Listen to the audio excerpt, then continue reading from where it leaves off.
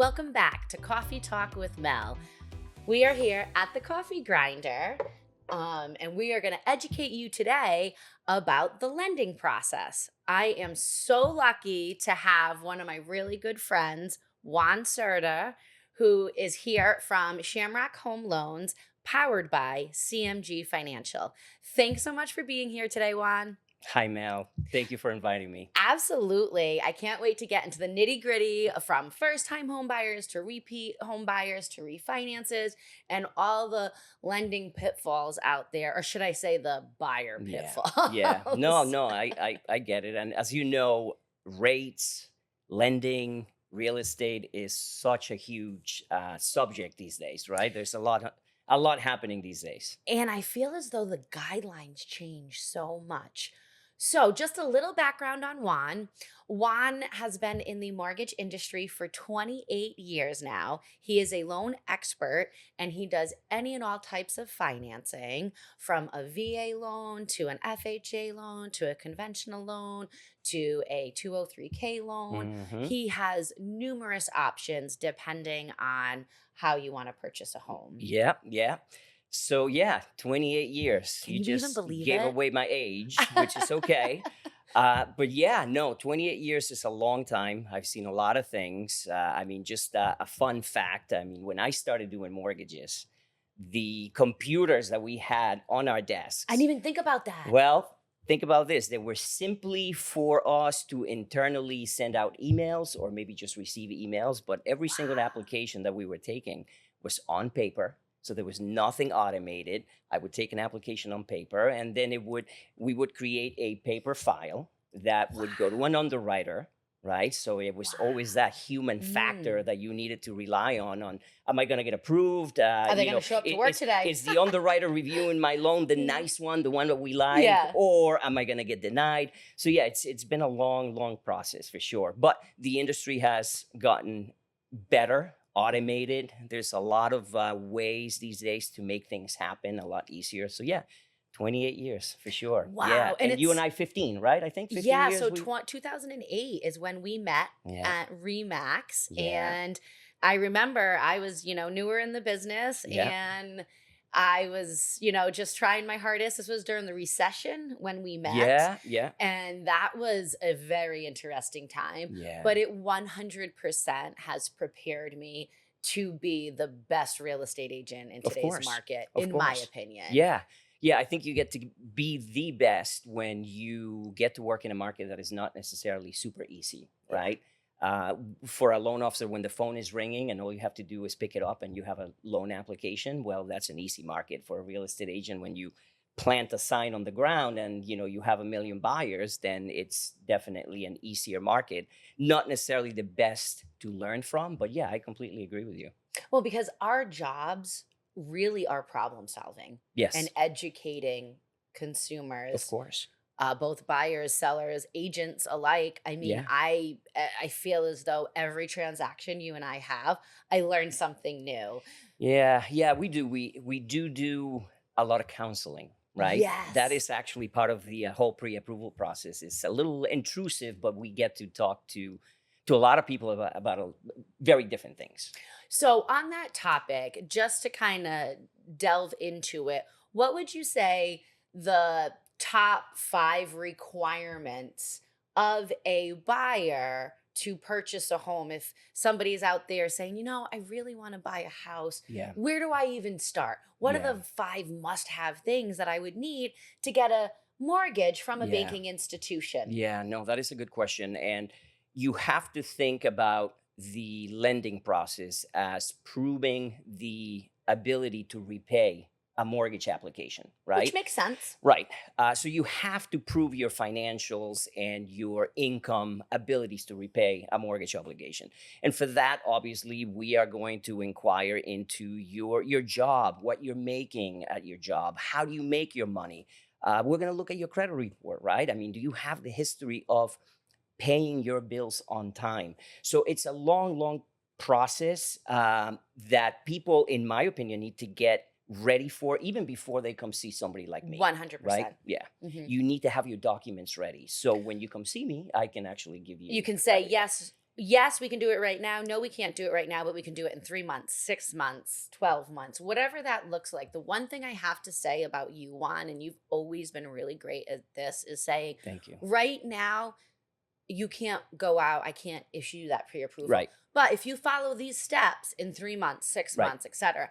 I remember there was one point where I wanted to go out when I wanted to buy, and you were like, you just had to wait to a certain date Yeah. based on my income and different things that was going on. So Yeah. I just want to back it up real quick to the income. Sure. So when somebody's coming to you and says, okay, I got a job last month and Hmm. I'm making $100,000 now. Yeah.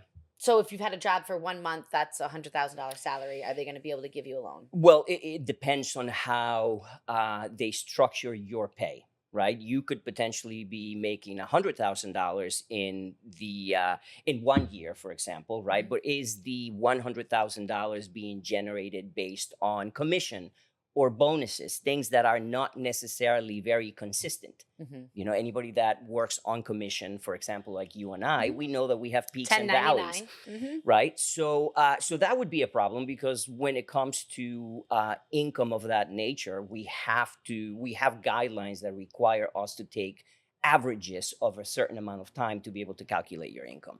But if somebody just landed a job with $100,000 salary, and this person has the history of working for a couple of years, which is normally what we require, then that is absolutely fine. So realistically, you would need 2 years of W-2 tax returns Yeah. to prove your income. Yes. Okay. Yeah. You can't be like, hey, guess what? I make X amount of money, but then come your tax return, it says something different.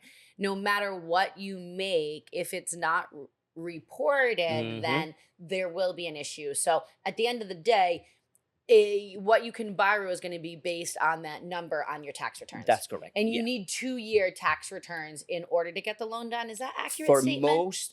most programs you Okay. do. I mean, there are exceptions. I won't get into that because it would be a very long story, but sometimes we can avoid that. Yeah, Okay. absolutely. Okay, so it's basically a by case basis. Yeah. And I just think the best thing for someone to do that is interested in purchasing a house is just to reach out to Juan. Yeah. Hi, Juan, I'm thinking about it. Here's some of my documents. What do you think? And like I said, he can put you right on the right path. So we got the W-2 forms. That's what they would have to have. Hmm. And credit scores. I mean, what do you think is a good credit score in your opinion? Like on a tiered basis, what's the tippity top A plus, A, and B? Yeah. What would you Yeah. say? So, I mean, a little bit of a loaded question, right? Because we have programs for almost everything these days. But what we would consider A plus credit, I would say anything above 700 points, and Oh, great. anything below that, I think we're gonna call it fair. Okay. And then anything below that, I mean, it's a work in progress, right? So That between we like can deal 6 with. and 7 is kind of Yeah, 650 and 7 is kind of fair. Below sure. 650, it will just depend on kind of what you're looking at. Well, yeah. I mean, just to give you an example, right now we do have first-time homebuyer programs Mhm. that allow FICO scores of 620 points. Not necessarily stellar credit, not necessarily fair, maybe on the low side. But again, depending on the situation, what we see on that credit report that is causing that 620 FICO score, we may be able to do something or not.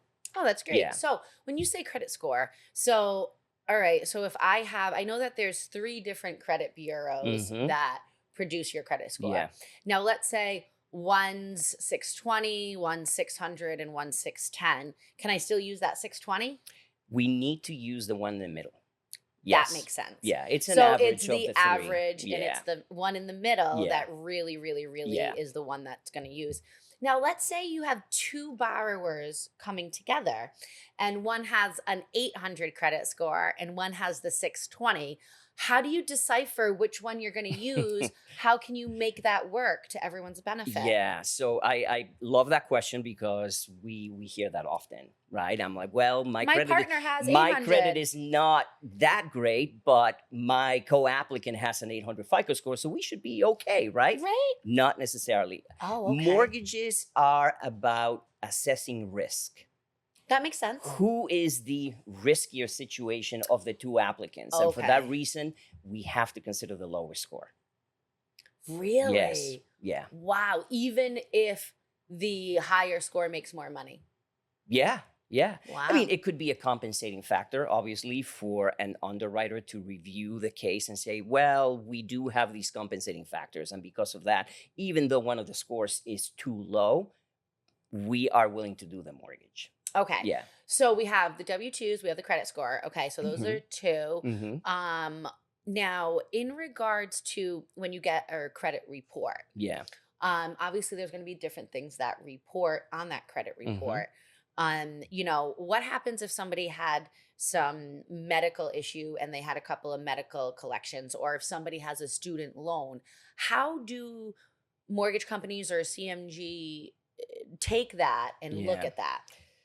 Well, we have guidelines for that. Okay. Um, and some of the programs that we offer, that we use, could potentially require that the applicants pay off the collection accounts, depending on Okay. the amount, depending on Hmm. the situation. Other guidelines will allow us to use a percentage of the collection balance to determine what a monthly payment would be if we needed to add that into your debt ratio. Oh, okay. So So you I don't see what you're have to saying. pay them off. Hmm. And that's why when somebody calls me on the phone and they already know that their situation is not the best, and they lead with good news. Yeah, our credit is not that great, but we're willing to pay off all these accounts that are behind right now. My answer is always come see me first, or let me take a look at your credit first. And then we can Let's assess determine your what. situation. Don't spend any money that you don't have to Yeah. until we tell you to Hmm. to do so. Yeah. Okay, okay. Yeah. So that kind of comes into play with the debt to income ratio. Yeah. Now, I clearly know what that is. I mean, I Hmm. wrote loans before Yeah. getting into the mortgage industry in that crazy time when they were doing 125% LTV. Yeah. Yeah. Yeah. Can you Yeah. even believe that? They were doing 40-year mortgages. Do they do 40-year mortgages today? I believe we're going to start getting that option. Yes, which is not bad. I mean, Wow. the term, does it matter? I mean, as long as you're paying your mortgage on time, and if you You're right, it decide doesn't. that you want to do it for 40 years, And I mean, people why are not? living longer, right? And That with is true. rents Yeah. being so high right now, Yeah. it makes more sense to elongate the term so that you can become a homeowner, grow your own wealth Yeah. Yeah. instead of just renting at $2,500, $3,000 a Yeah. month. So I Yeah. can see that. So when we're talking about the debt to income ratio, that's referred to as the DTI, Hmm. correct?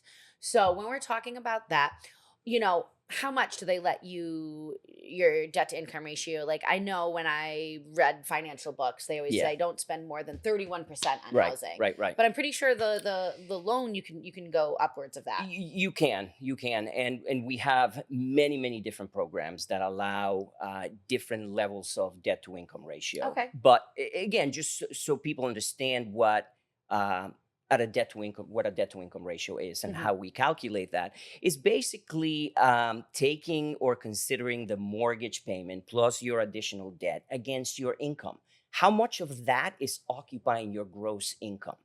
And I can tell you the majority of the programs, with that combination of what it is, the mortgage payment plus your additional debt on your credit report, you can reach levels of 55, 57%, which are very flexible. Obviously, you have to be super careful. Why? Because I tell people all the time, we are using gross income to qualify you. This is not what you're netting. This is not what you're bringing home. So even though I can tell you, yes, you can buy that $1 million house, here's the payment. So please make sure to work on a budget to ensure that that gross payment that we're using is actually working for you.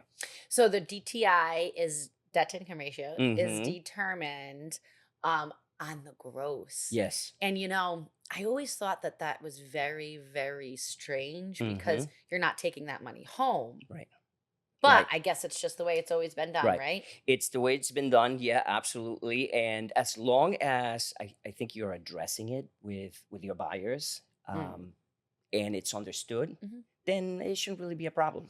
And I believe that most people live on a budget, right? You have X Yeah. amount of money for Yeah. Yeah. Yeah. housing, X amount of money for entertainment, X Yeah. amount of money for food, Right. all of that. So we got the W-2 forms, we got the credit score, we got the different collections or student Hmm. loans that may be on the loan. Yeah. Then we got the debt to income ratio.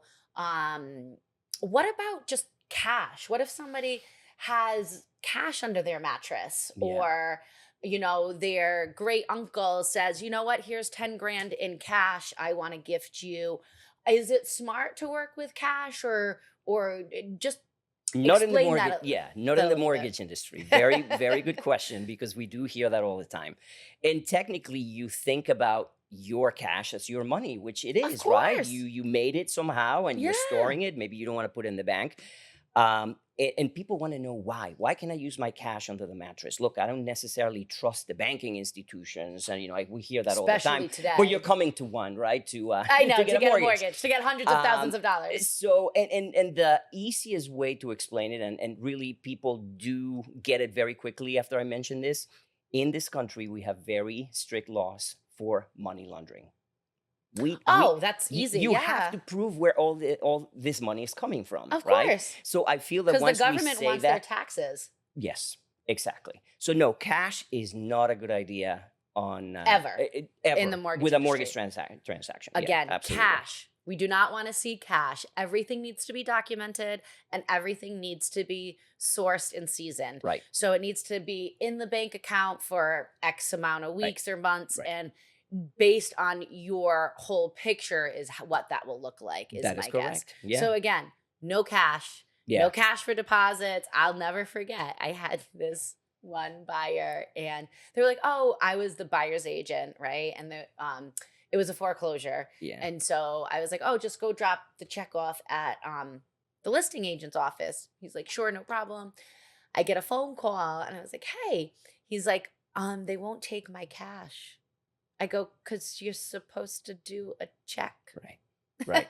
Yeah. We need to know where all the money's coming from. And Yeah. I know that sometimes it's a little intrusive, but again, if you're borrowing hundreds of thousands of dollars, we are going to ask you some questions. Yeah, where it's Yes. coming from and We all have of to. that. Yeah. Yeah. And I mean, if you're getting a gift from parents, that happens Hmm. probably more often than not. It does. Whether it's parents, aunts, Right. grandparents, Right. whatever that looks like. Yeah. So when you do have that money coming in, it's just going to have to be documented as a gift, Well said. Yeah. which is really simple, really Yeah. simple.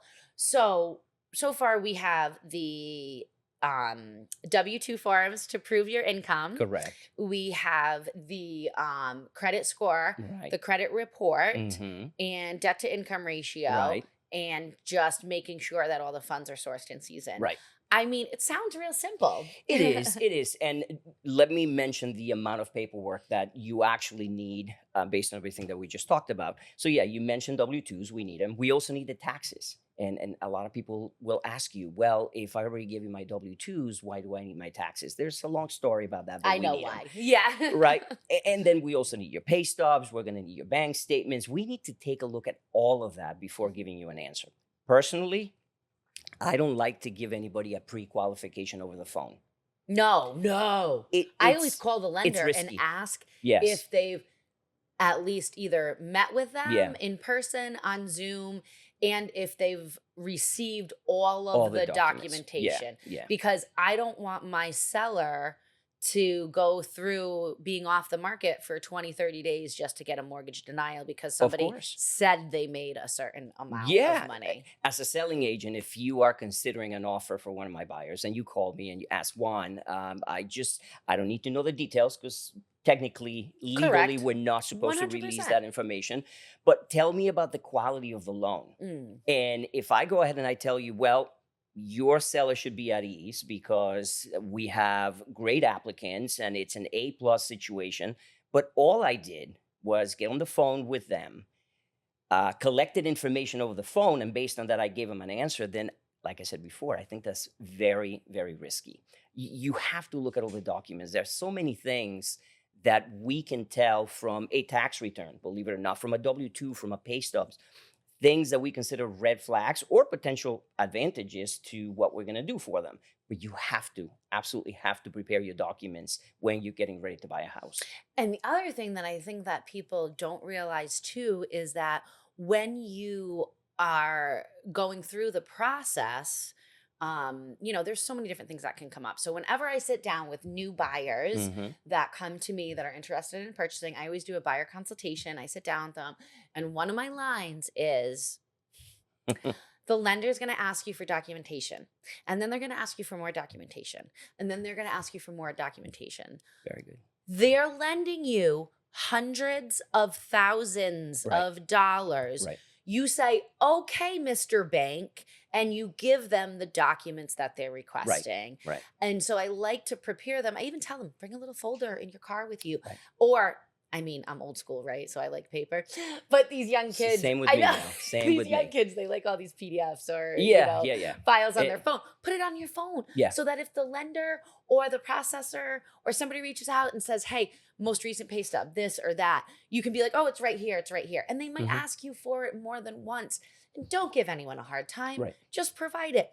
They're Yeah. literally giving you hundreds of thousands of dollars. Yeah. And I feel as though when I prep people at the beginning for that, when we get to that, right before commitment or, the additional docs after commitment, people are always like, wow, you weren't kidding. We really do have to Yeah. provide a lot. And it's like, well, that's why I like to set a realistic expectation I love so that. that Yeah. if we do come across any hurdles, we can jump over them with ease. Well, that's why I like working with you. And yes, that is honestly, Mel, that is the support that we expect from many of our real estate agent partners. Mhm. It makes it easier. I feel that it gives the buyers confidence in what we're trying to do for them, because in occasions we do have an agent that happens to question the validity of the request, and that only creates doubt, Of right? course.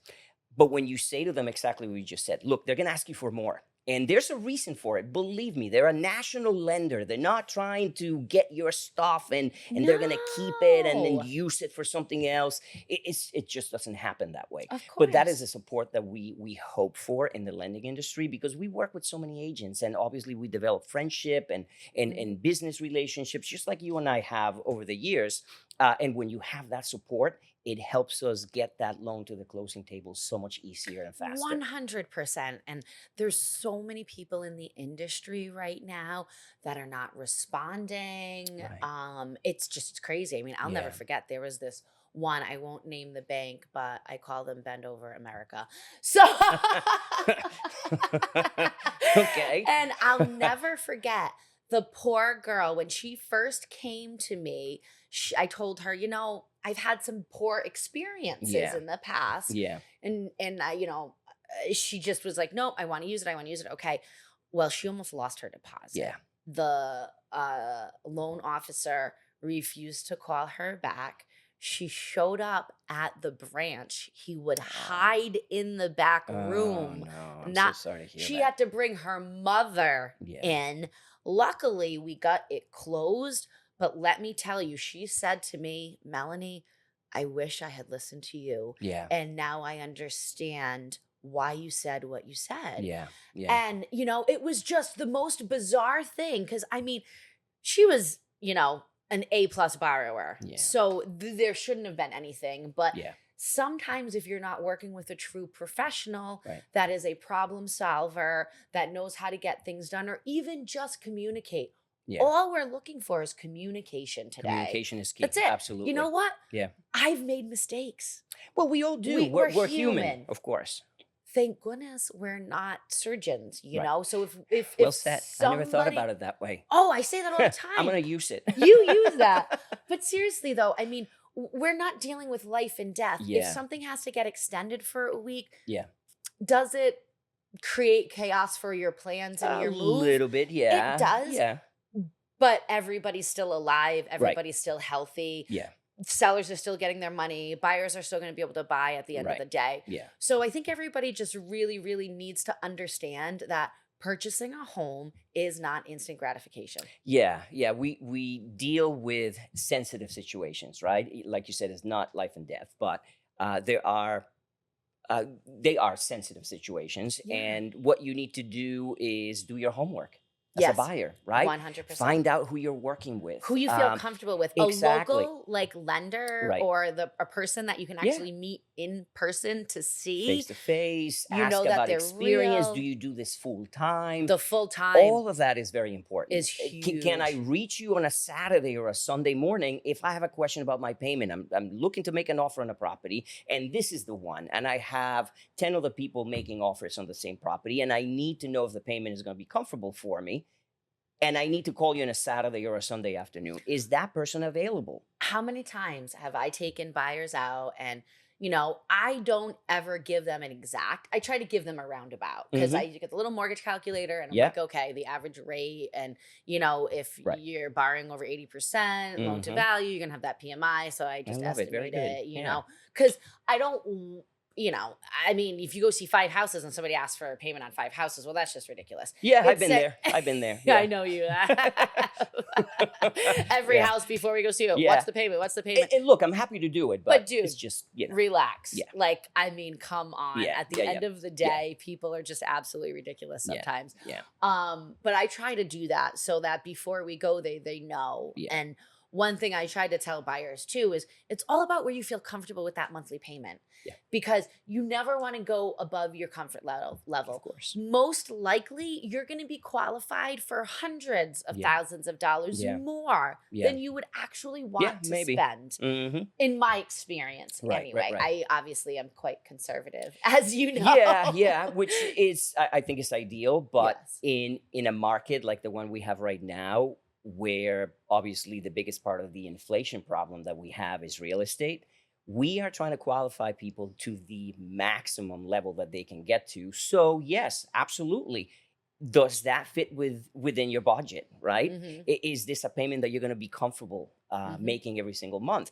Yes, those are all very good Because I questions. tell people all the time, not only are you going to have to pay that mortgage payment, but you're going to have to pay electric, Right. gas, or oil. Right. You're going to have to pay for cable if people still pay for that these days, or Yeah. subscriptions, or whatever that Yeah. people have cell phone bills. And that's right. Car payments are $1,000 a month these days. I mean, Yeah. you're just dealing with a whole Yeah. different level. It's an exciting time. Obviously, you find the Yes. right house, you want to buy it. But yes, absolutely, you need to consider all of that. And just for the record, no, we do not include utilities in your mortgage payments. So the People gas ask bill and that. the electric bill are not going to be included. Your water bill is not going to be part of your People mortgage payment. ask that? Yeah, and that's okay, Mel, because they don't know, right? I Wow. mean, I mean, I we just know because yeah, we've 'cause been we're in doing it. this forever. Of course, it's Uh, second nature to but us, but technically, people don't know, and that's wow. okay when they ask the question. But when you actually give the answer, there is surprise in the reaction, right? Oh my God! Okay, so we need to account for all of that. But you Absolutely. know what? If I were renting Hmm. and I were renting a place that included my water, my sewer, my Hmm. heat, and my electricity, one might assume that that's where it Correct. is everywhere. Absolutely. So I can understand why somebody might actually say that. Yeah. At first, I was like, oh my gosh. Yeah. But I've always been in houses and I've Right. never rented where things were Right. included and all Yeah. that stuff. So, what would you say the number one pitfall that first time home buyers or buyers in general make when Okay. they're either applying for a loan, going through the loan process that could really afford them the fact of getting a mortgage denial Yeah. or losing their deposit if they've already been a commitment? What would you say the number one pitfall? So I would say we have many no-nos, right? Mhm. And once you are in process formally with a property, there are a few things that we don't want you to do, and believe it or not, these things should be covered at the time of the pre-approval, right? For example, no changes of employment, right? Don't go from making a salary of 100,000 to potentially making 200,000, but all of a sudden your income is generated solely on commission or bonuses, right? So that is a big thing. Try to stay put. Don't change employment. We already assessed everything that has to do with your income is already nailed down. That is what we're using. Try not to change that. Question. If somebody is going from, let's say they're a registered nurse and they're in the cardiology department and Hmm. they're in a registered nurse in the cardiology department, but then they go to registered nurse being in pediatrics. Hmm. Same But field, right? it's I the mean, like similar. same industry. Yeah, Let's say. and it's similar income, maybe $10,000 more, but it's all salary based, no commission. Is that okay, or should they really try to wait until after they purchase the loan? Honestly, if you already qualified for the loan with the employment that you have right now, I personally feel that you should stay until you get the keys to the house and then accept the offer, or maybe tell your employer, yes, I do accept the offer, but I can't really start until this date. If that is not possible, then yeah, we need to take a look at the structure of your pay. Is it within the same field? Are you still getting a salary? Are you still generating your income on an hourly wage, and how many hours are you guaranteed at this new place of employment. They may be paying you more money per hour, but maybe you're only going to work 20 hours a week. And yeah, technically you're making more money, but is not necessarily the amount of hours, and your income is not the same. So stay put. Oh, I see what you're Definitely saying. stay put unless you absolutely have to change. And if you do, make that call to your loan officer 100%, because we will tell you, look, it's going to be fine. Enjoy the new job and send me your pay stubs once you have them. Or no, it's going to be a problem. And if you want this house, you need to stay put. Yeah, I think that's huge because there's some misconceptions out there because people Yeah. assume that Yeah. if they're Agreed. making the same amount of money, but I've heard people say to me, "Well, I'm kind of looking for a new job. I'm a secretary for a hospital, but now I want to go be in this theater production." I mean, that's apples and Yeah. oranges. It's going to be very hard to It keep that is. qualification It is, yeah, it could be together. difficult, but if that theater production is offering you a salary of $150,000 a year, and you can prove that with just, us investigating a little bit more with the new employer, how is your new employee going to get paid, and we're okay with it because it is consistent, then we should be absolutely fine. But we need to do some digging. It's not as easy as, hey, look, I should be okay. Mhm. And yeah, if you do this or if you get that, you're going to be fine. You need to allow us the time to do the research that we need to do to be able to tell you, sure, go ahead and take it. Okay. So the number one thing is don't change your job. It's Yes. just that simple. Yes. You're buying a house. You're Yeah. making this It's huge 30 days. change. You can wait 30 days, Wait right? 30 days. Yeah. 100%. Exactly. So Yeah. don't change jobs. What else would you say is in the top tier of other things not to do? Because I can think of a couple. Big purchases. I'm sure that's what you were thinking about, That right? is, We've been there, Mel. I bought a car 1 week Yeah, yeah, before my yeah. closing. I What? want that BMW on my brand new driveway. No, No, you no, no, no, don't. not if we were Because not it's not accounting you're for a not car getting the loan already. driveway. If you're getting the That's right. BMW, Yeah, you're I not know. getting the driveway. You Exactly. get a So, choice of one or the other. big purchases like that are a no-no. And Mhm. again, we do try to Like address that at the furniture, time. don't buy furniture before you close on the house. That It's is a very really popular easy. subject. Yes, Really easy. But 100%. I can get 0% Right. financing. Yeah. Wait until Yeah. it's closed. Look, one way to get around that, put it on layaway.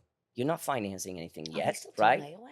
I think they do. Oh. I think, yeah, maybe. Again, we're giving away our age, but yeah, layaway. But yeah, something like, yeah, big purchases like that is a big no-no. The furniture is something that people get excited. We have this new house, and let's go pick the furniture. Let's go to whatever store. 100%. I won't name any names. But yeah, so that is one thing. So, kind of a funny story. I'll never forget. We were doing this transaction together. It's like a week before closing, right? And the buyer happened to be pregnant and went to Kohl's and opened up a credit card. Yeah. And it's like, oh my gosh. And I had met her for coffee, not Yeah. even, For the 10% discount, right? yeah. Yeah. And so I met her for coffee, and she's just in passing telling me this.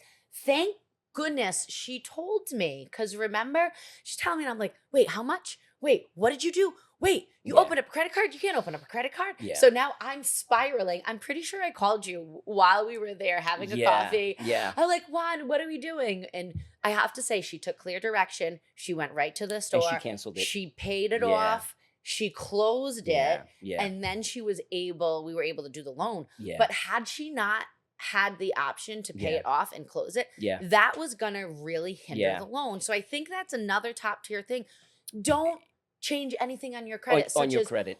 open a credit card to Yeah. a store of any kind or Yeah. any type of credit card ever. Yeah, and it can be confusing for buyers because again, we already said that they really don't know, so we can't blame them. So what they're thinking is, Juan pre-approved me, found the house, my loan went through, I got a loan commitment from the underwriter. We're good I'm to go. good to go, We're right? good to go. You are never good to go until you get the keys or your deed is recorded, right?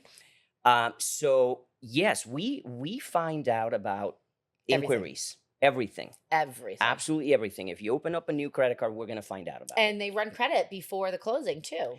Yes, we don't refresh. necessarily have to repull if it's not after a certain amount of days, Okay. but we can get supplements that allow us to see if somebody inquired with other companies to potentially get financing of other type. or notifications if somebody went to BMW and applied for credit to buy a new car. So yeah, we are going to know. We're going to Yeah. know. And that payment, that very little payment, because it doesn't have to be huge, because like I said, we are pushing Yeah. consumers to the most that they Max. can afford Yeah. these days because of real estate prices. That $20, $40 extra per month That can could crush your debt to actually, income ratio. that is correct. And everything, and it's, I think it's important to say that everything is automated these days. So yeah, we still have that human factor when it comes to But if a the real numbers don't underwriter. align, Yeah. you're getting a denial. Yeah, if that computer does not like that 1% higher debt to income ratio, you may not get an approved finding anymore through the engines that we use. And that, refer with caution finding could potentially become a denial. So, Wow. so yeah, you have It's to be so careful. so interesting because I feel as though I know all of these things, but most people, the average person, probably wouldn't even think of any of these Right. things. So I think it's really important to work with a professional that is going to sit down with you, meet with you, go over all of these guidelines so you can have just a little Yeah. sheet in front of you saying, all right, Yeah. I got to make sure I don't do this and I don't do Yeah. this and I don't do this. Yeah. One of the things that I found is I've heard some crazy stories of people, they get the loan commitment a week before closing, 4 days before closing. They're like, you know what? I had a bad day at work. I got in a fight with my boss and I want to quit my job. But it's 5 days before closing. I quit my job. We already have the loan commitment. So the loan can still get done, right, Juan? Right. Yeah. Yeah. So, I mean, most loan commitments will have conditions, things that we are going to ask you to do or not to do, right? Until you get the keys to the property. So, yeah, always before you do anything, this is such an important investment in your life. For most people, it's going to be the largest one, Of right? course, yeah. So, don't take it lightly Mhm. and call your professional, obviously your mortgage professional, Before you do anything. before you do anything. Yes, absolutely. I know it sounds a little bit like babysitting, but why not?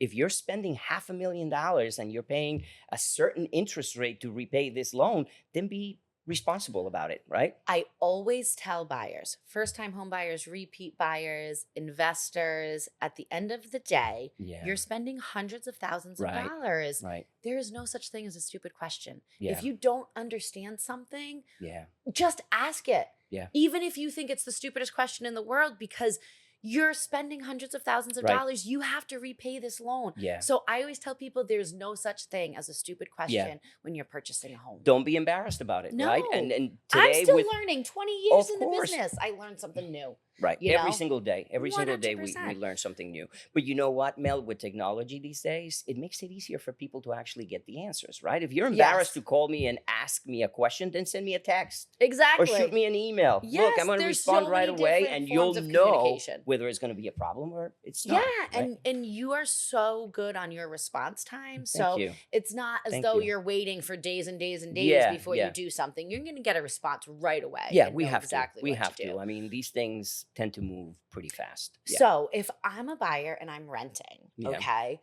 and so I start looking for a house, and I really kind of want to save some extra money, Mhm. and I stop paying rent. How could that negatively affect me? Well, if the underwriter determines that we want to verify your payment history for your rent, Mhm. just maybe as a compensating factor, which we can use as a compensating factor, paying your rent on time Mhm. these days, but it can work the other way as well, right? If we have a loan program and if we have an underwriter who is requesting that information and we contact your landlord and yeah, she's great, but she hasn't paid rent in 3 months, that could be a deciding factor for your loan, believe it or not. So yeah, just be good.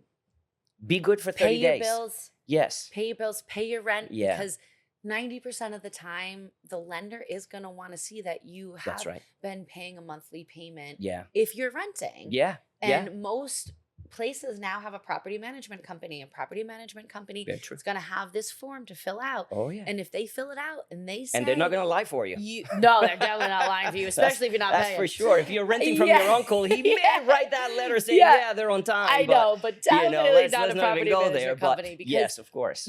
I'll never forget. It happened to me one time and I couldn't believe it. And, Yeah. and I think people Yeah. just sometimes, again, aren't thinking with a Yeah. clear mind. They're just Yeah. excited to buy a house and all of Yeah. that. But Yeah. yeah, so continue to pay all of your bills Yes. on time, On time. every time, Absolutely. including your rent, Yeah. and you won't have to worry about Yeah. anything. So don't change your income, pay your bills. It's No, really simple. no big purchases. No big Yeah. Yeah. purchases. And always ask, I have a doubt. Should I do this? Let Mhm. me call my lender. So on that note, so let's say, I bought a house and I'm living in my house and I'm like, I want a bigger house, Mm-hmm. right? So now I'm gonna sell my house and I'm gonna buy an upgraded house. Sure. Okay. So let's say I come to you and I'm like, okay, so during COVID, I went through a forbearance period. Mm-hmm. How is that going to affect me getting a loan today? Let's say that forbearance period Yeah. was, time for a 4 months or 6 months. I Yeah. mean, how many years out do you have to be? And I only Yeah. touch on this because I had one time where somebody was like, I have a great credit, I have great income, all of this stuff. And Yeah. come to find out they had two late mortgage payments within the past Yeah. year. Yeah. So And I'm let sure a mortgage company is not going to want to see that. Yeah, late mortgage payments is a big obstacle. Okay. Not necessarily something that we can deal with, but you are not going to get financing immediately. Now, forbearance, yeah, you're selling the house. I mean, whatever you are behind or whatever they're stacking to the end of your term or the end of your balance is going to be paid off with the sale of the property. Yes. But if we identify immediately late payments with your mortgage within the past 12 months, I mean, you're done at that point. You 2 years out, right? well, actually, we have some flexibility. I mean, we have programs like FHA, for example, that if you can prove that you didn't have a late payment on your mortgage for 12 months, then you can get financing again through FHA. So yeah, but that is one of the biggest obstacles if you already own a home and you're behind with your mortgage. Even if you're selling the property and the proceeds of the sale are going to be hundreds and hundreds of thousands of dollars and your down payment is going to be huge, it doesn't matter. And a lot of people question that. Well, I'm putting so much money down. Why? Why does it matter? Because your Because history of you're repayment showing is not you good. can't repay it. Exactly. And so I think one thing to tell consumers is that's the first thing you always pay. Yeah. No matter what, Yes. pay your mortgage. If Yeah. you have to be late on a credit card bill or you have to be late on I mean, car payment's probably the second most important. Yeah. Yeah. But I would still rather see you be 30 days late on a car Yeah. payment than 30 days late on a mortgage. Yeah. And your FICO scores are not going to be as affected if you're late on a credit card as if you're late on a mortgage. Correct. Yeah. So, no matter what, scrape together, do whatever you need to do. If you want to Yeah. take out another mortgage payment or if you want to refinance, Yeah. I think that's a big thing is Yeah. just figure it out on how to pay that mortgage payment and Of let course. other things go an extra 30 days Yeah. as opposed to the Yeah. mortgage. So, Yeah. that's huge. Yeah. And I'm finding that more and more younger people, they want to buy houses, but obviously it's a little more difficult Yeah. to have those reserves to put down for a down payment. So for years and years and years it was 20% down, 20% down, 20% Yeah. down. Yeah. Yeah. 20% down is a little bit hard to obtain Of course. in the society that we live in. Yeah. So are there programs, I already know the answer to this question, but Yeah. what programs are available for a low money down, no money down? Yeah. What are we looking at? Yeah. So you're right.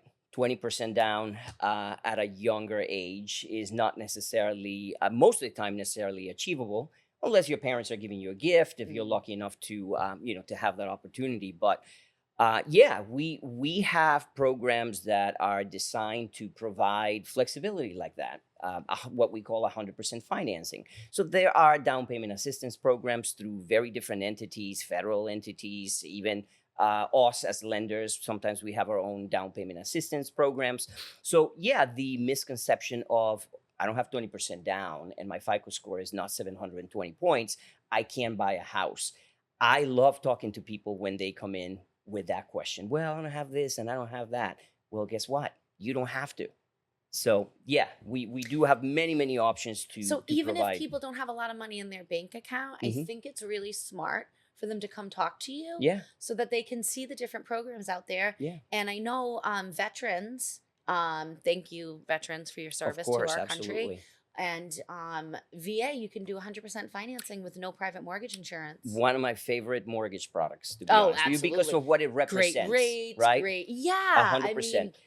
Amazing rates. Yeah, you were going there. A no 100% PMI. Oh financing, no my PMI. gosh. PMI, private mortgage insurance for the people that don't know that, right? And why would one have to obtain private mortgage insurance? Well, I know the it's answer. insurance for the lender, right? If they are financing above 80%, the risk is higher. They need to be insured. Yeah, and 100%. that's the easiest way I can actually No, and that's what I present it. usually always do. So Yeah, I always have a real estate terms when I yeah, meet with yeah. buyers, It's and a that's little one of the riskier. It's a terms. little riskier, so Yeah, you because need that people don't additional know. insurance. And so not only do you have to pay private mortgage insurance on every product except for VA that you borrow over 80% loan to value, Hmm. but you also have to pay a MIP, which is a mortgage insurance premium, Right. which is involved typically within the closing costs on the purchase. So I Yeah, usually like yeah. to educate people at the get go for that Right. too, because when you come down to the closing disclosure, I want you to know everything that's there before you even get it. And that's just how I like to Absolutely. work, because Yeah.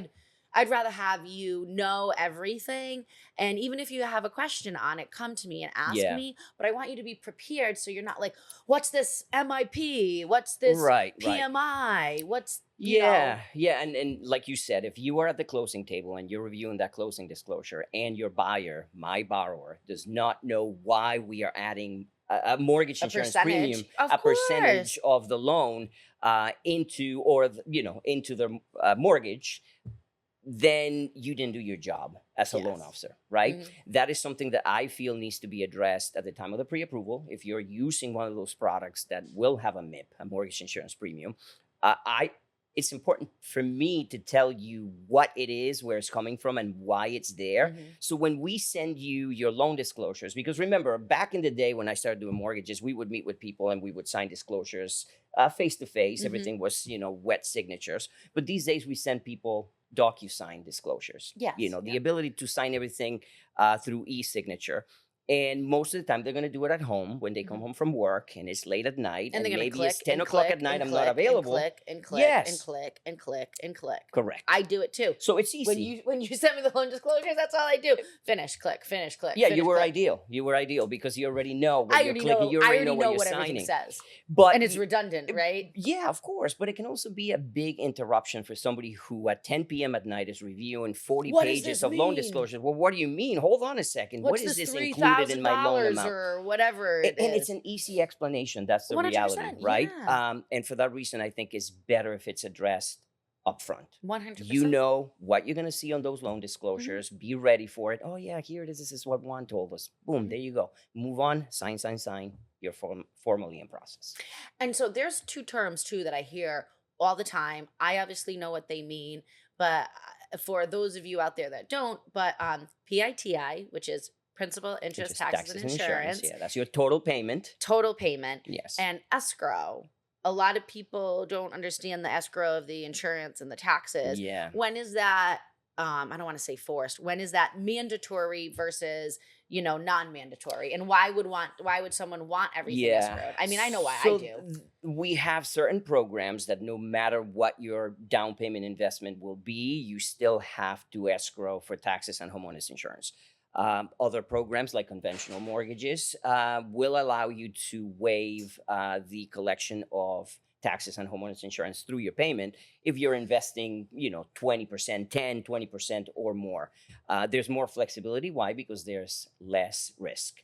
When Mhm. we have more risk, well, obviously the lender, the bank, they want to keep their hands tight, They want to make sure right? those They want to taxes are, manage that. yes, Exactly. paid. We want to make sure that those taxes are paid, because if they're not paid, it will become a lien on the property that we technically in some way own, Mhm. right? We're giving you the money to finance it.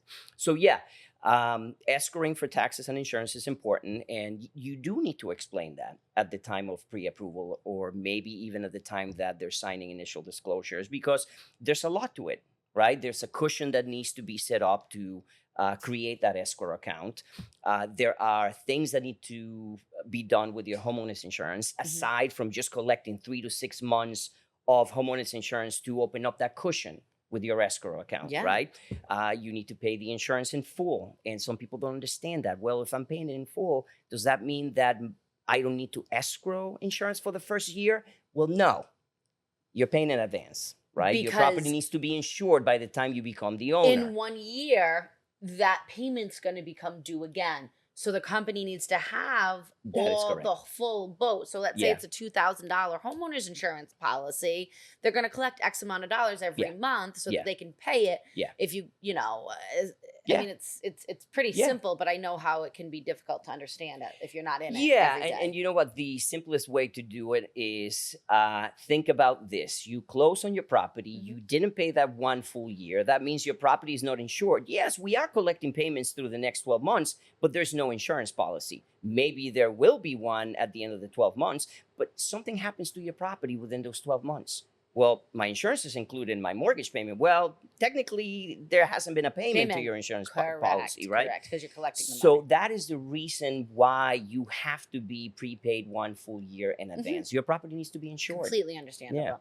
And right now, I want to say, we're kind of averaging, probably around $10,000 worth of closing costs. Yeah. I would say on Yeah. average, it's going to go up the higher Yeah. the more money you borrow, Yeah. or vice versa, or go down a little bit with the Yeah. less money that you borrow. But I like to say that out loud because people It's a very realistic number that you just said. and Absolutely. I remember 15, 20 years ago, it was 5,000, right? 5,000. Yeah. Everything was five thousand Yeah. dollar closing cost credit, Yeah. 5,000. Yeah. Like that's kind of how Yeah. we Cost of looked at living, it, inflation, one everything hundred is percent. more expensive. But there Yeah. are great options to say, all right, I want to purchase this. I'm going to make an offer and I'm going to ask for a $10,000 closing cost credit. So then the only monies that I have to bring to the table are going to be that down payment, whether it's the 3.5% Yeah. for the FHA, whether it's the 5% or 20%, Yeah. whatever that looks Yeah. like. Yeah. So have a conversation with Yeah. your lender about asking for closing Of costs. course. I think that's really, really big. And I think that most sellers are accepting to that right now in this Yeah. market. Yeah. I want to say a handful of the last ones that I did had closing cost Yeah. assistance Yeah. because it's harder an to buy attractive a house request. right now. Yeah. 100%.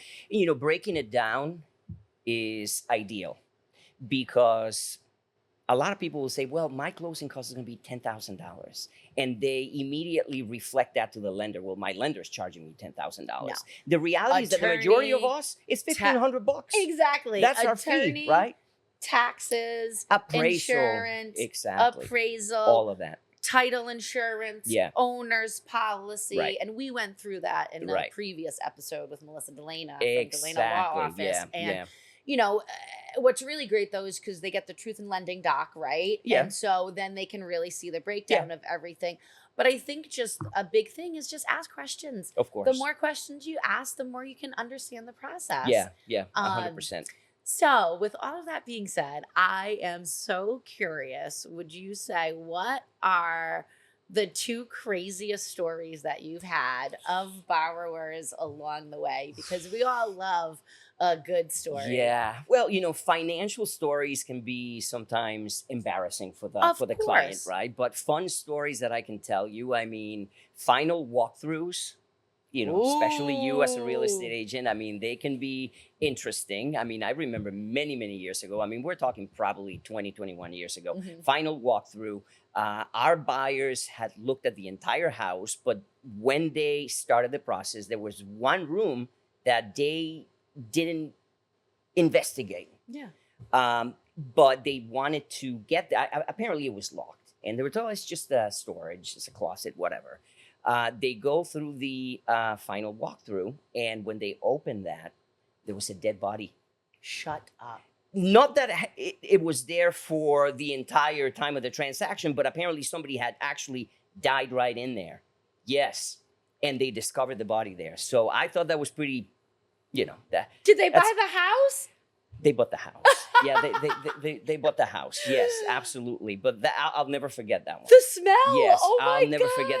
And that's why we knew that it was a recent situation, because there was really not a bad smell to it. As long as I was, I was told that. This is amazing. But yeah, that's one good story. Wow. Uh, I never thought about that, the final walkthrough. yeah. I feel like I've had a couple of bad final walkthroughs, but it's taught me to prepare for anything. So Yes. I'm always prepared to negotiate if something goes awry, Yeah. I'm always there to negotiate, got my business checkbook. I got everything there ready so Yeah. that Yeah. Yeah. anything comes at me, I am ready to say, Yeah. nope, we're just going to do blah, blah, blah, or Yeah. blah, blah, blah. Yeah. And I know the attorneys appreciate that about me. Oh, of course. And I, when you say attorneys, that's getting to the closing table can be stressful as well. Sometimes the yes. tension between buyers and sellers can make a closing interesting. That's another good story, right? I mean, you I have a had fight in the middle of the closing I table, had a right? builder once, and the young kid was a little bratty. I mean, he Yeah. was 30, Yeah. but Yeah. and I'll never forget, they were arguing about this one thing, and it was a moot point in my opinion. And the builder was like yelling at the kid. It was like, Yeah. I'm not signing. And he Super uncomfortable. walked out. Yeah. And I remember the other agent was covering for the buyer's agent who had moved to California. Yeah. And I just, I said, look, I said, you've been a problem since the beginning. We have done everything Yeah. the right way. I will resell the house. You will forfeit your deposit. Mm-hmm. And whether that was the truth or not, I didn't know. I was just, puffing my chest out. Yeah. Yeah. Yeah. And I said, do you want the house or do you not want the house? I said, I can bring him back in here, but you got to tell me right now.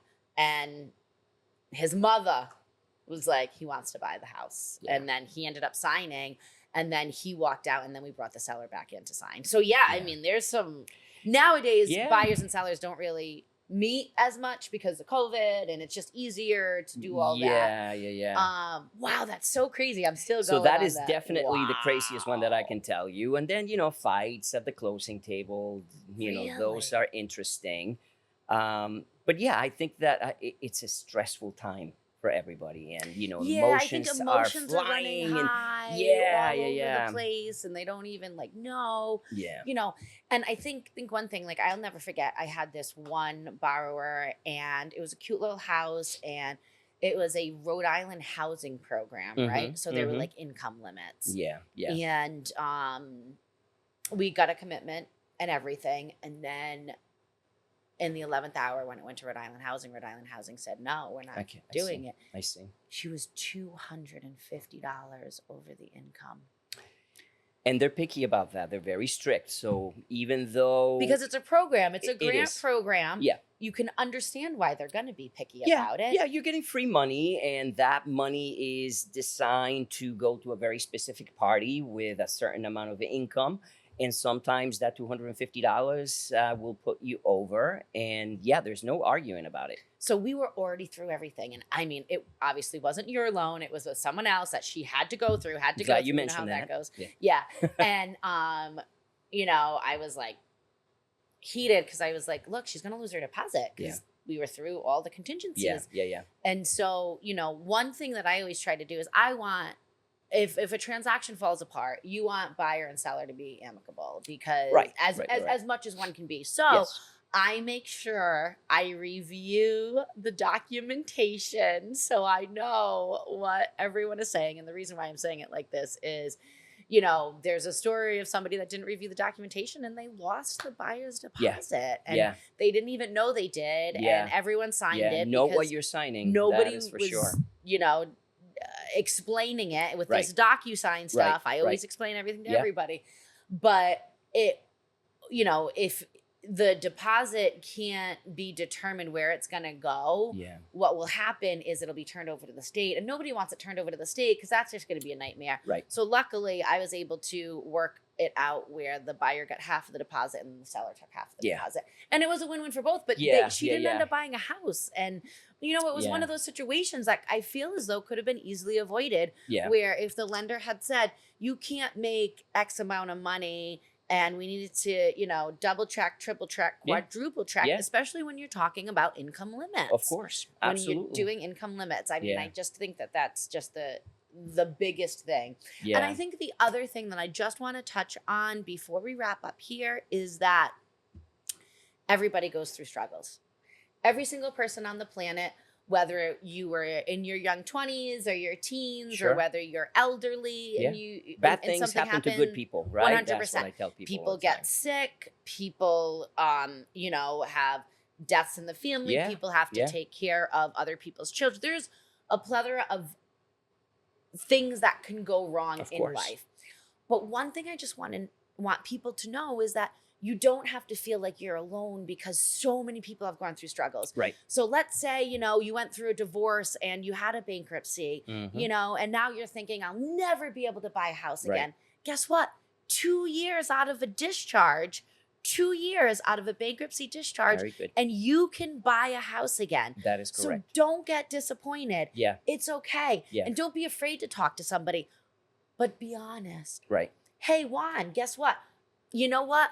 I want to buy a house, but I had a bankruptcy 3 years ago. Can I buy a house? And you would say, yes. Yes. If everything comes Yes. through. The answer is never no. Yeah. It's when. When? That's the reality. Exactly. Yeah. We don't like to say no because there's always a way to educate somebody and make things happen. 100%. If you're willing to wait, right? And you're If- willing if to your do the right thing. expectations are unreasonable, right? And we say, well, you can buy in a couple of years because you had a bankruptcy, and you tell me, well, I want to buy in 2 months. Well, That's not gonna happen. unfortunately, it's not going to happen.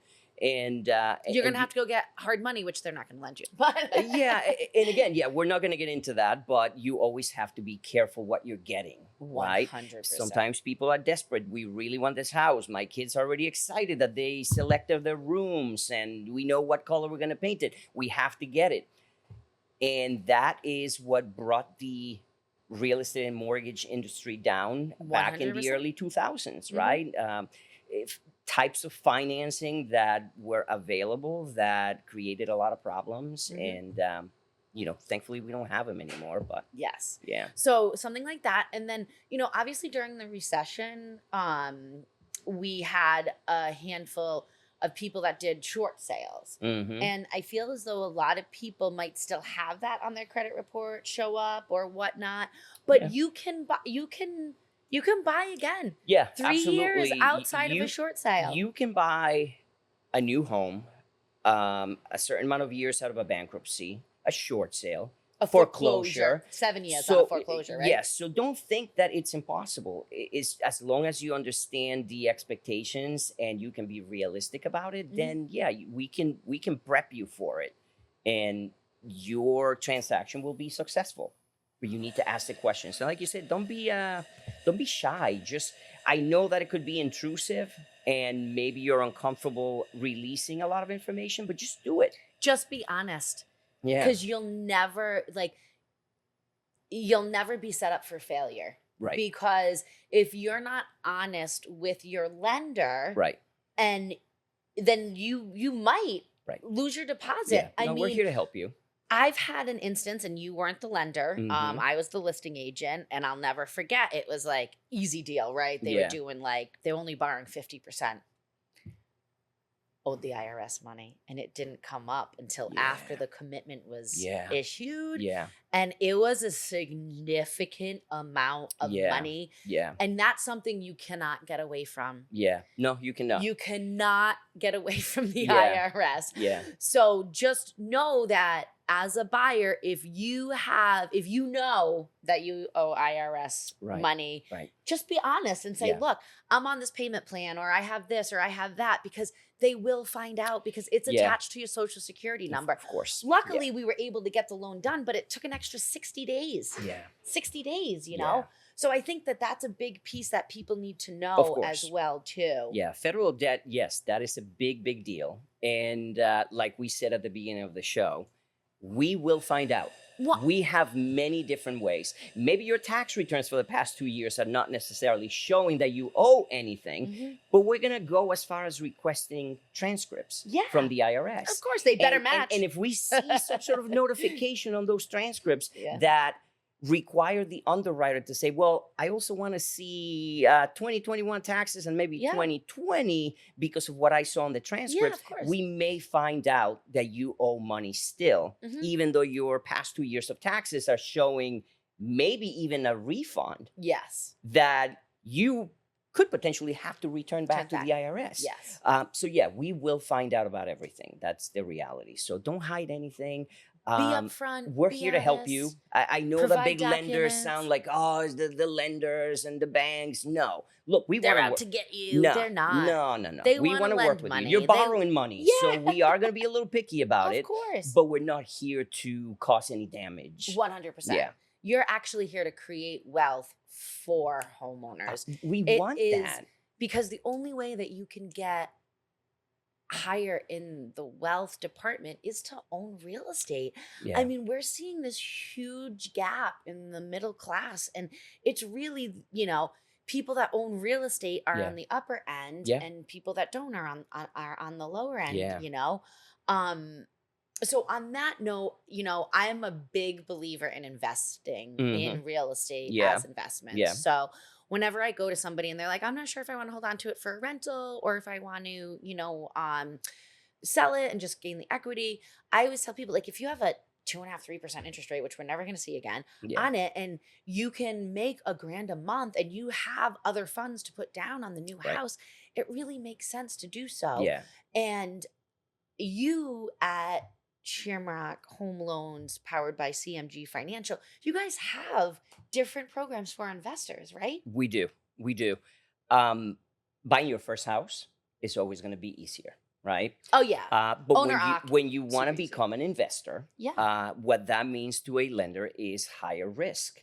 So you 100%. can't really expect to buy an investment property with 100% financing. It's just No. not necessarily feasible. It's not 25%, realistic. 30%? Well, we have many options these days. I mean, you can go with 10%, you can go with 15, Wow. you can go with 20, depending on what you want, depending on the program that you need. Hmm. But yes, you will always need a higher investment to reduce that risk for the lender when you're looking to buy your first investment property. Yeah, it's a very common question. I mean, people will call me on the phone and say, well, I'm ready to buy my next property, so I can still get that grant from Rhode Island Housing, right?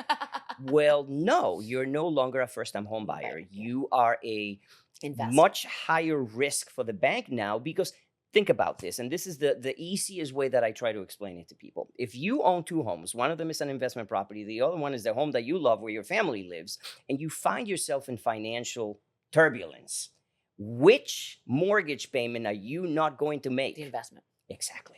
100%. As easy as that. That's Mhm. the reason why they're going to ask you for more collateral. And then this is one fun fact that I think I always remembered is that for the rental income Hmm. that one is receiving, it will be you can only use 75% Yeah. of that. Like, let's say it's $1,000. I know it's Hmm. unrealistic, Yeah, but yeah, you yeah. can only I get use it. Yeah, $750 yeah, towards that payment yeah. to make The sure that you're vacancy factor is yeah, what we that your call. debt to income ratio Correct. can work. So, Exactly. I mean, there's really great options out there. I Hmm. am a true believer in investment property. I know you've Hmm. owned investment property throughout the Yeah, years. yeah, yep. I mean, being in the industry, buying investment property, holding investment property, I truly believe is the I don't want to say easiest Yeah, because it's not super yeah, easy, yeah, but is the best way to win the race slow and steady. yeah, yeah. And I think you want to consult with your CPA when you become an investor, 100%. right? The more properties you want to buy, the more money that you need from lenders, right? We have to work all that into your debt to income ratio. Mhm. So of course, when we look at your taxes, specifically your Schedule E, which is where you report your rental income, it makes more sense if you're not planning to buy a new property to I hate to say this word, but manipulate the structure of your Schedule E so you don't Exactly. I know owe what you're that saying. much money to the Yes, IRS, right? yes. It's Because it's it's an ideal income. situation and it Yes. makes sense. But if you're planning on buying another property, we want to see that rental income disclosed as much as possible Of so we course. can use more of that income Mhm. to offset all the other debts, right? 100%. So yeah, check with your CPA. And you're not doing anything illegal. Mm. That's the reality, right? You're checking with your CPA, preparing for the future. I'm getting ready to buy another property. So let's be careful with the adjustments, Yeah, right? absolutely. And make sure that at the bottom line, we have enough to be able to qualify for the next property. Yeah. No, and that's what it is. You just got to do one at a time. I mean, Right. I've been very lucky, you know, in Hmm. my career. I mean, I'm Of also course. very conservative, as you know. Yes. Yeah. No, you do a great job. And I think one thing too to tell people out there is some people get nervous because they're like, well, I'm not on salary. Hmm. I get a 1099, I get commission checks. I mean, I know when I go to get a loan, I'm a very hard person to I don't want to say qualify, but because I remember I was doing a loan and the processor was like, okay, we need two other previous years just Hmm. because, yeah, the real estate market's been great, but they want to make sure that I'm going to have the ability to repay. Of So instead course. of having two, I think I needed Yeah. to provide three or four, which I'm totally fine with. Yeah. Whatever your processor asked for, what did I do? I was like, here There you you go, go. here you go, Yeah. here you go. Yeah. And I think that that's a great way to start. So, Yeah. number one, you should start with your own property. Once you're in a comfortable spot Yeah. there, just investing in real estate, Absolutely. it's physical, and people are always going to need a place to live. Right. And we have a significant housing shortage, not only in Rhode Island, but in New N- England and Yeah. all of the United States Yeah. right now. Nationwide. Yeah. So Absolutely. that is a real problem. It And is. Yeah.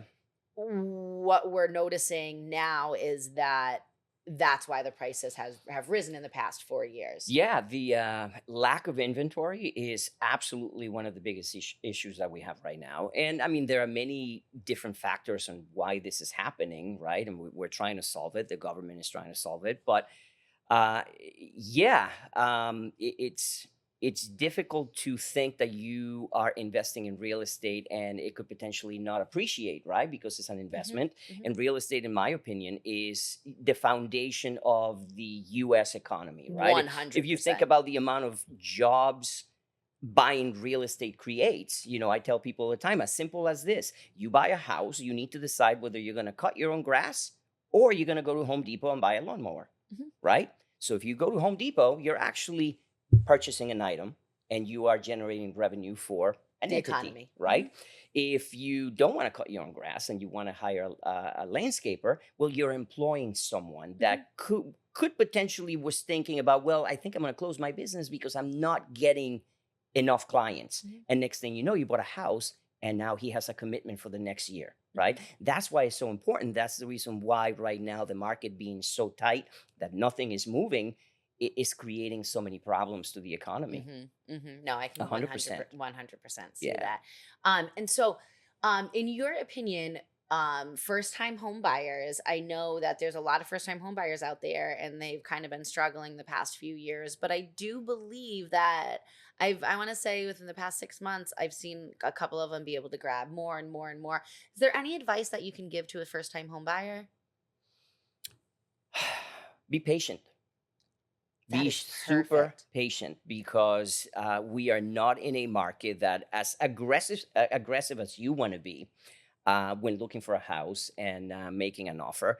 You are competing against a humongous pool of buyers that are Hmm. coming into this market that you're competing against, and that's the reason why we have inflation with real estate, right? Because the more people, the more or let's put it this way: supply not meeting demand Hmm. is creating that. Hmm. So be patient, because you may not be able to grab that first property, and if you lose patience and you lose hope, then you're not necessarily ready for this market. So I would say be patient. Get ready. Get your pre-approval ready. Find your people. Find your real estate agent. Find your lender. The people that you're comfortable working with, and be patient.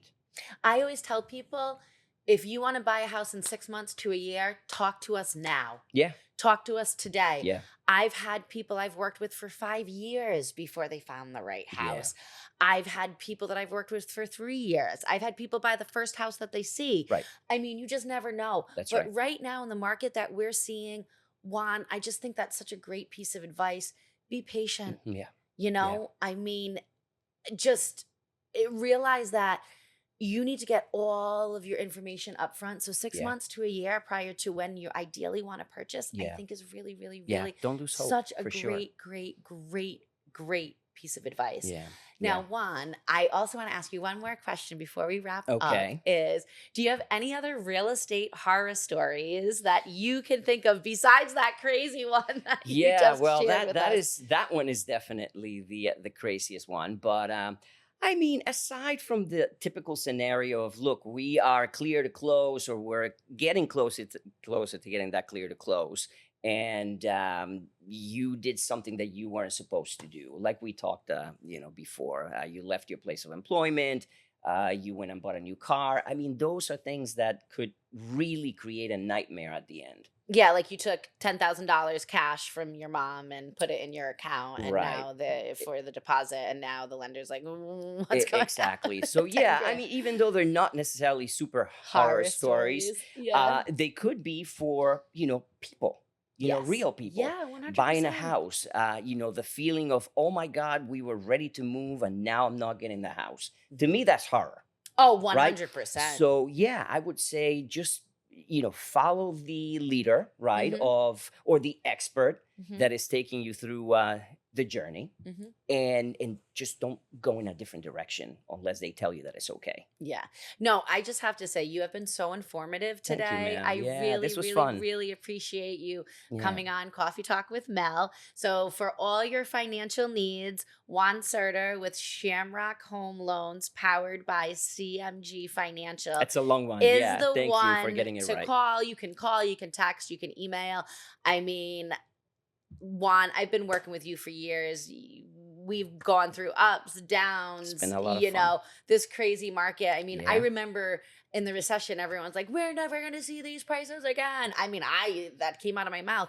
And now they're double, Yeah. double. So Yeah. I think that's a big note to leave on, is Yeah. that even when you are afraid that you're going to be upside down, there may be one point in time that you are upside down. But Yeah. guess what?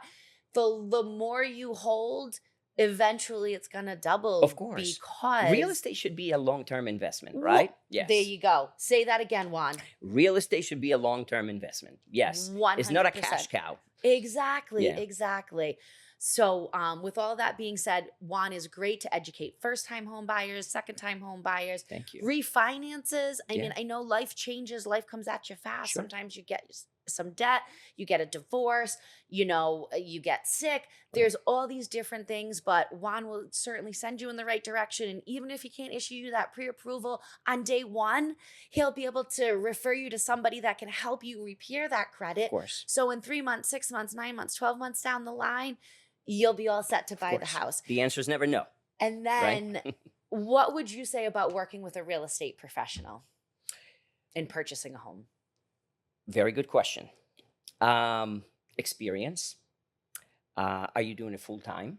Right, especially in a market like the one we have right now, very fast paced. You need to be able to find that person.